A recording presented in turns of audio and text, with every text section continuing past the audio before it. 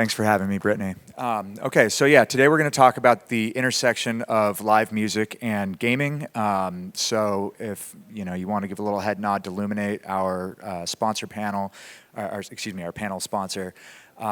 They had a recent report that said that live music was the major source or the majority source of spending for the music sector and is long been the largest market share of the music sector.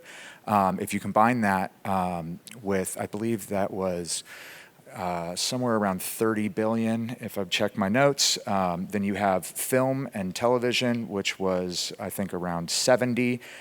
Both of those don't compare to the gaming space, which is somewhere around 332 billion. So right now we're going to explore the intersection of these very massive parts of the entertainment industry. And so today we have with us Maria Egan, who is the global head of music and events for Riot Games.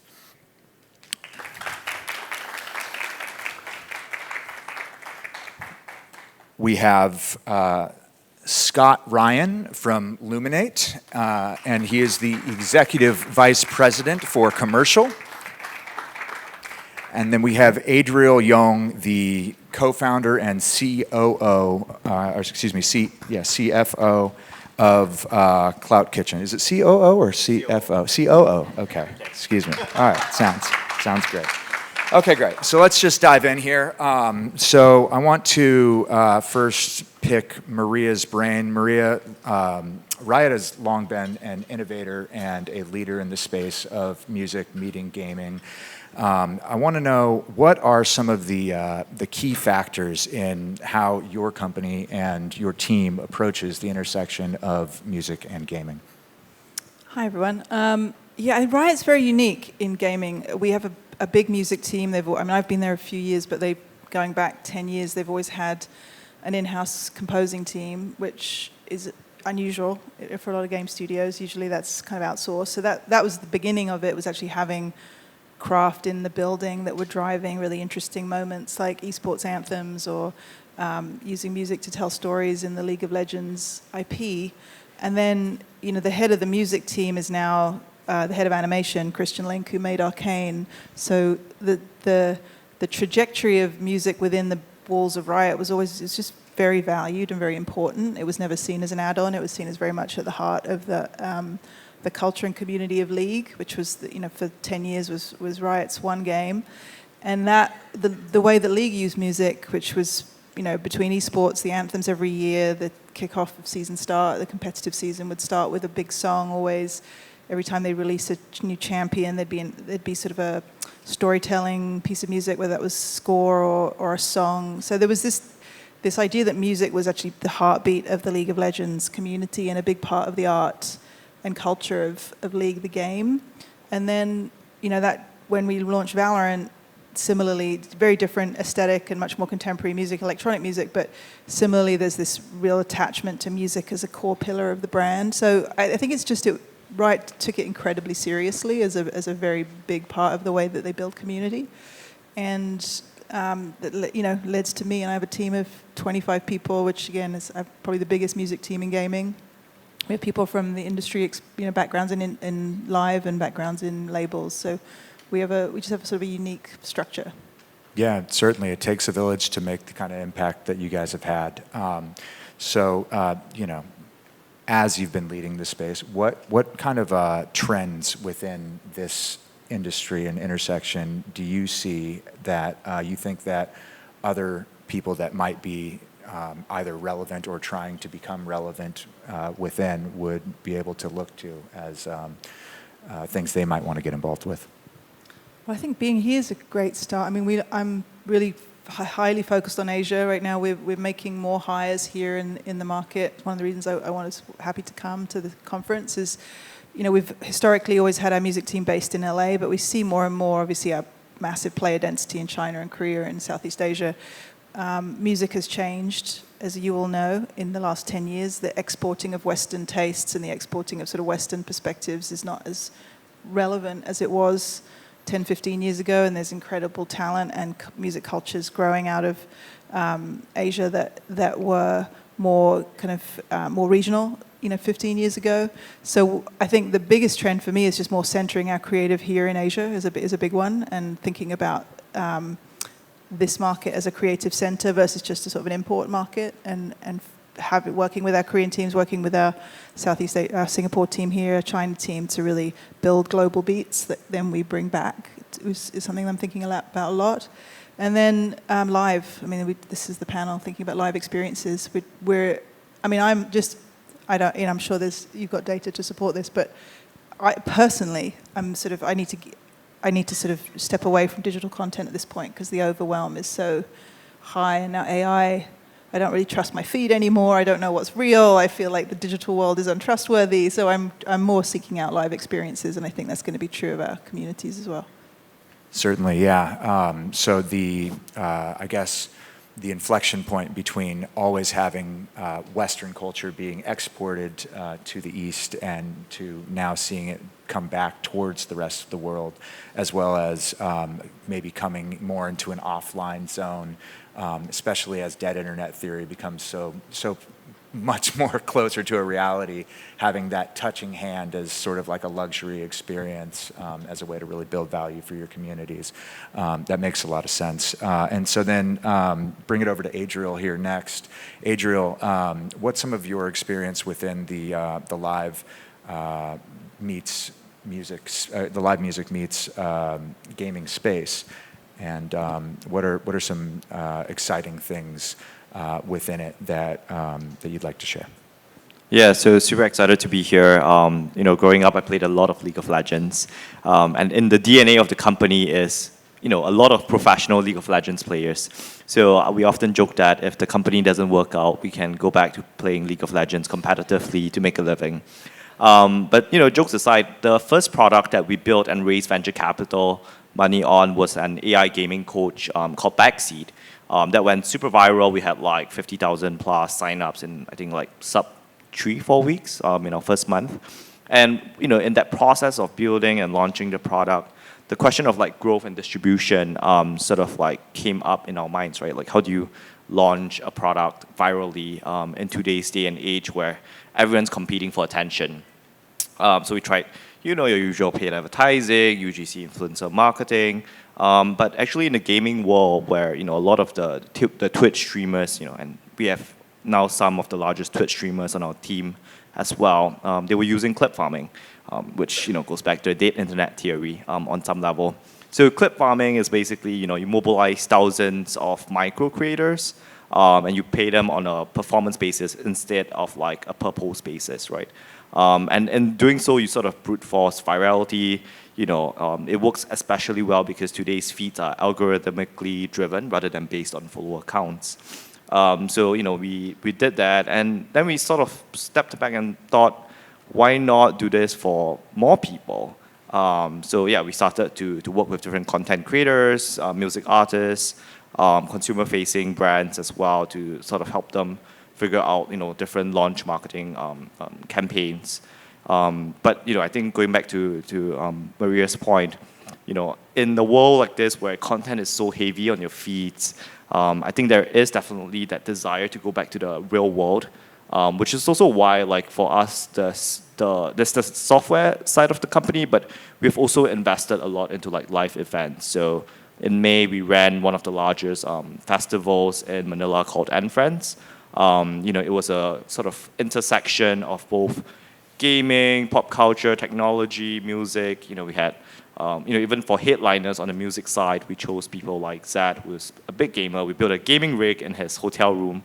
And then obviously we had a massive gaming expo as well, bringing some of the largest games to, draw the fans out, but also bring them into the music festival. So definitely lots of intersections between music and gaming that we are seeing, especially in Asia, which I'm glad, Riot is starting to be a bit more aggressive in as well.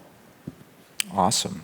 So innovations within the space being clip farming, I'm assuming having, gaming set to music or having clips of live music. Yeah. And even collabs between like some of the more prominent like VTubers in gaming and like music artists, right? So like we had Baby No Money collab with Iron Mouse, and that was like super viral on the internet. I think it benefited both sides with new audiences. Very cool. Scott, so let's zoom out here for a second. Big picture from the data that you guys so diligently put together for us every year. What are some of the big trends in live music that you've seen as it relates to gaming? So at Luminate, where we're tracking music streaming through our verified music streaming across partners, where we're bringing in film and TV, we've started to be able to engage and start to really see more and more, both from this certified or verified streaming activity, as well as our market research, looking at the different ways that obviously different platforms are impacting, and then being able to measure across them, which has been really helpful. We've long tracked this across live events, social short-form video, live music game environments, etc. At the moment, we're still providing analytics on this front across both those sides, and I'd be happy today to share some of the different metrics we've seen. I did want to take a quick poll of the room, though. If you just a quick show of hands, how many people here have a music subscription and listen to music once a week? I mean, it should be a fairly friendly crowd for that. Let's keep the hands up if you play a console game or an online game once a week as well. And then the final bit, do you listen to music along the way, or are you starting to find ways of discovering new music? So I mean, 2/3 at least from my view coming out, a couple lights in the eyes, but I'll call that. A big part of what we're looking to do is ultimately measure these different activity types so that we can give everybody in the ecosystem a sense of where this opportunity is to be able to attract additional fandom and to drive additional discovery. We do a lot of confidential projects as well that I can't share, but there are a couple of projects we've done in particular with Twitch and with TikTok that we do have public reports that we've provided over the past couple years. And really consistently what we've seen is really great engagement and really strong opportunities downstream after that initial activity that moves forward. We've just started bringing some data from gaming platforms. We had a conversation and we had a recent integration back in the spring with Epic around the Fortnite festival, where we've started to bring talent in and be able to measure that in our consumption platform. And what we've seen is some really, really exciting points, not just for new artist engagement. At this point, I don't believe Sabrina Carpenter for US audience is necessarily new, but at the time she was certainly still scaling up when she had an activation. But we're also seeing catalog artists, and especially artists that may have been really big before many of the people that are in the gaming environment were even born. And that activity has been really exciting in that regard. We have a couple of different reports that we've put together on this front. So if you're interested, luminatedata.com, we have a free report session, and there's a fair amount of additional information we've shared there to help illustrate and to give people a little more context. Cool. So using both as a discovery for each other, of course, and catalog artists even having a major impact as well. Going to bring it back to Maria here. Maria, how do live offline events fit into your broader strategy to connect with fans? Well, the general publishing strategy at Riot is community is the strategy. That's sort of the North Star of everything, is building community around the games, because especially for games like League and Valorant, which are highly competitive, 5v5, it's the acquisition is coming from friends pulling them friends into the game, right? So it's generally like your friend will tell you, oh, you've got to play League of Legends, and you're playing with a team or a friend that you've either met online or you've met in your life. So just cementing those relationships and the live experiences, being able to be a place where the community in your local city or in your area can come together. Obviously, esports has done that for a long time, but we've been getting into multi-game IPs now, where there's several games within the League of Legends IP. There's, different platforms within Valorant now. So if you're a mobile Valorant player, you might not necessarily watch the PC esport. It may not be your thing, but you can come together around a music event, or you can come together around the events around esports, even if you don't go watch the tournaments. So I think for us, it's about adding value to our esports, big esports events. So we're doing fan fests and music festivals around Worlds and VCT. It's about creating kind of connection to the IP in a deeper way. We've been doing sort of raves around Arcane. We've been doing Arcane remixed events. We did one in Mexico City. We're just about to do one in LA because we had 22 different artists on the Arcane soundtrack, and it's hard to get them all in a room. But Wave Dash, who are big fans of the show, did a remix set. Kids come out. It's like a sing-along. It's dance party. They can celebrate the IP, meet other friends who love the IP, and it's this kind of deep sort of memory machine. I think for me, my deepest memories around music are live experiences, right? Like my first concert, your first festival, seeing that incredible show, and I think we want to be part of that memory bank for our communities. Cool. So it's, I guess, for lack of better terms, a memory machine, right? And building friends and having these memories associated with these friendships as sort of like a very visceral way to invoke the emotions that you are always that dopamine hit, I guess, that you get from the game, and having that association within it. Adriel, how does gaming play into your general strategy, with music? Yeah, so I think for us, given the sort of origins in gaming, we constantly look into what games and what gaming creators are doing to push distribution, and then adapt that to other verticals, right? Whether it's music or even for consumer AI companies.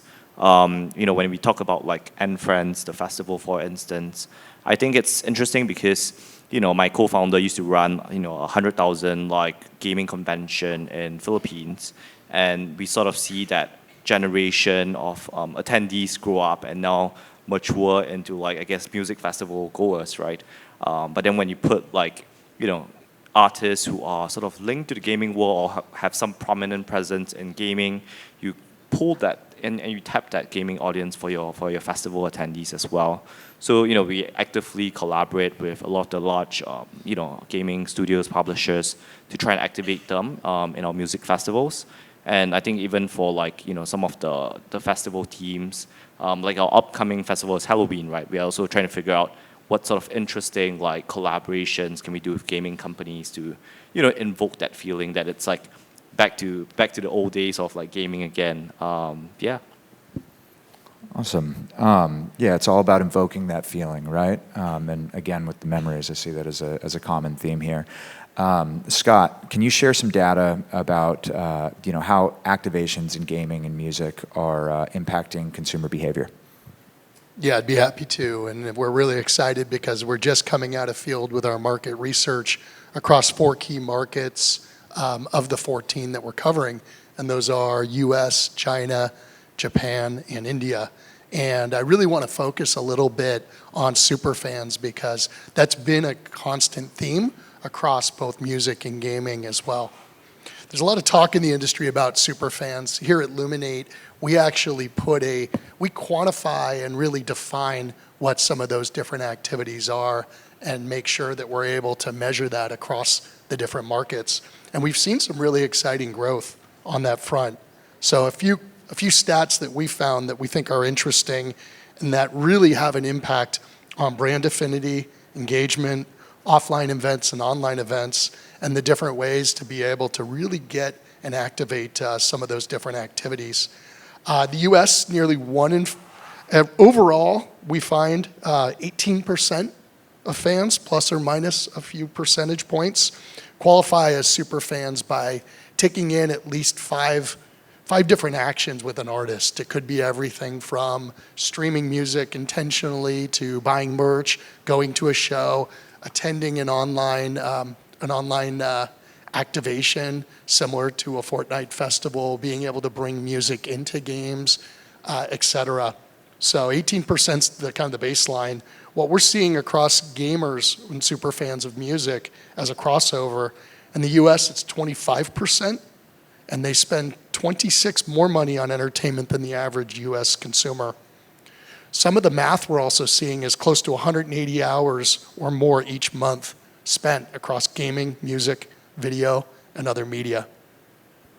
Switching gears to India, 33% of gamers are music super fans, and that makes them 50% more likely or the percentage of super fans are 54% more likely across music and games than over general population.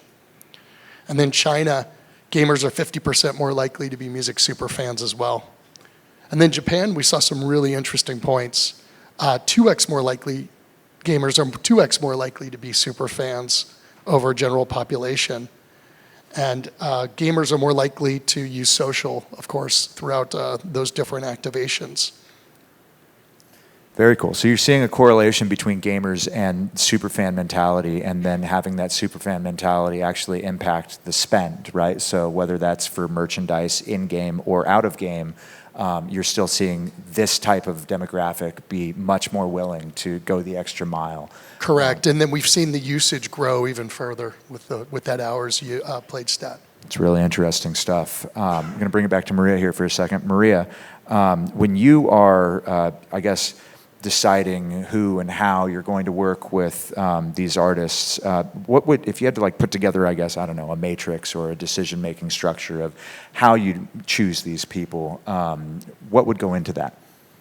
I mean, it's different. We have such a broad portfolio of projects, so we work with every aspect of Riot, from esports, live events, through to in-game moments, through to publishing moments. So often it's very project specific. So in some cases it might be a very particular region. We're looking for, like this, we just announced Gem as our headliner for Worlds because we're in China and we wanted to pay tribute to the Chinese audience and find a superstar in that region. So it was very much looking for, a particular kind of iconic female artist for China. And in another case, it's a completely brand new artist in Valorant for an NPC character we launched called Mary, and that was from Lagos, and we needed a brand new artist, teenage artist that was from Lagos. And so it was really about fitting into the lore of the character and how that, King Mardi, who's an up-and-coming Nigerian artist, really matched the sort of archetype of the character. Sometimes it's just the song. We'll go out to several artists for a moment, and the best song wins. We're generally not chasing fandoms. We're not chasing an artist fandom to try and bring. We're not using artists as UA or, okay, we're going to work with Lil Nas X because we think a bunch of Lil Nas X fans are going to come play League. We don't think about it that way. We just think about, we try and get as much information as we can about who's already resonant with our audience. And there are different sources for that now that we can sort of see in Discord in certain markets where people have their Spotify turned on. We can see what they're listening to, or comments. We're just tracking a lot of comments and social conversation around our games. But often it just comes down to I have an amazing team with great taste, and they play our games deeply. So we sort of trust our own instincts as well, and trust our own taste will lead us to something cool. And we see it that when we work with an artist, they become a favorite artist of our community. So Porter Robinson or Imagine Dragons or for the Arcane soundtrack now, 21 Pilots, like those crossovers, to your point about our audience, our music superfans, they're constantly on the hunt for new artists. We find that we travel with those, the community goes with those artists and kind of goes with them on their journey as well. Very cool. So not so much about the fandoms per se, but really who resonates with the audience and how they match with, I guess, your brand or character that you guys are presenting through the game, right? Yeah, sure. Yeah. Okay, very cool. And would that be any different from, say, a live act for your Hexcore Nights, which you were speaking about down in Mexico, I believe? Or that's the Arcane one, right? The Arcane Rave is Hexcore Nights. Mm-hmm. And or in-game music that you would be choosing artists for? Yeah, the different crafts, right? Being a great live performer doesn't necessarily make you a great songwriter, and vice versa. So we just think about the end product. What are we trying to deliver to players? If the end result is an amazing live experience, then we want amazing DJs. And Wave Dash, who did the Arcane show, just really highly respected DJs coming up in the scene. and it's really important to us that whatever we make, whether it's a song, whether it's a live experience, whether it's an animated TV show, it competes with the best of those in that genre. You know, we're trying to make genre-defining art, so we go to the best. Yeah, we go to the best in the craft. Yeah. Yeah, makes a lot of sense, right? You know, you guys are at the top for a reason. So I guess I've heard you talk a lot about communities. What kind of tactics are you employing through your offline campaigns to build communities that draw audiences back to the game? That's an interesting question. We've been experimenting. I mean, the live experiences they've always had community events around the games, but these sort of ticketed live experiences are fairly new for us. We're sort of experimenting, particularly in China, doing some interesting things with you get some sort of digital token, you know, as part of your ticket bundle that gets you in-game items, or we did some giveaways, you know, merch giveaways that then sort of you can sort of redeem for in-game rewards. But I think it's still a new space for us. I think trying to make those connections is really important, and trying to show that by coming to the live event, maybe you go back and play. We've done it with surveys. Like we were after the Valorant the first rave we did in LA. We had a survey, and one of the questions is, does it make you want to go play the game more? Because that's really, you know, ultimately would be the win. You know, so you come, you're like, oh my god, I love this game, and I'm going to go home and like get my friends who I just met at the party, and we're going to go, you know, dial it up. And we just see a huge correlation between sort of deeper engagement and coming to these events. Cool. So yeah, actual like on the ground surveys to understand your consumers better, or your community better, I should say, and be able to cater to them. Yeah, we're still learning. You know, and I think for us, as well as merch. For us, we're always just kind of coming back to like, does this make it better to be a player? Like, and they'll tell us. You know, in digital experiences and digital content, you can see the comments feeds. In live experiences, you need to make a little bit more of an effort to get that feedback loop. But we have, you know, as everybody does, we have limited resources, limited bandwidth, so you have to focus your efforts on things that really make a difference to what the games are trying to accomplish and the communities want. So we just need to make sure that whatever we're doing resonates and is really a valuable experience for our players. I love it. Watch this space as it continues to evolve. And as it does continue to evolve, Adriel, I'd love to get your take on where you see some of the opportunities and, I guess, areas that people can or should be really diving into to see this reach its full potential. Yeah, so I think, you know, opportunities-wise, well, there's, you know, that growing segment of gamers who are now maturing into like music festival goers. So definitely figuring out how to capture that, and you know, I think music is so powerful.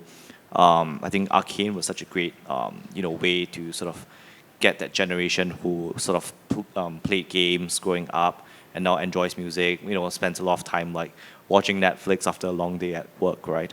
So interesting form factors like that. But also, I guess, you know, from a live events perspective, you know, not every I guess like gamer music enjoyer will be like super high octane or super high energy. So figuring out different forms of live events that cater to different energy levels, age levels, I think that would be super exciting opportunities. Amazing. I think that's all the time that we have at the moment. Glad we were able to, I guess, cut it that close. So I'm going to give the stage back to Brittany, but thank you very much for joining us. Thank you, Steven. Thank you guys Steven. for coming Thank you, all along the for the ride. panelists.